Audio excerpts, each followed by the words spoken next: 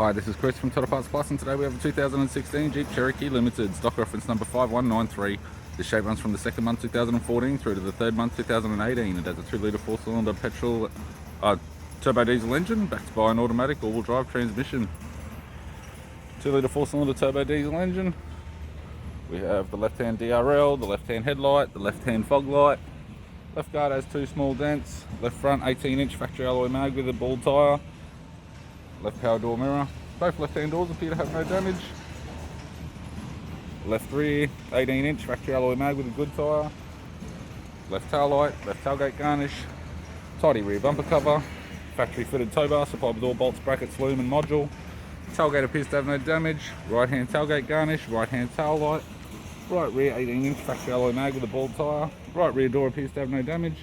And right power door mirror. We have the driver's side door trim, power window master switch. This vehicle is fitted with black leather interior.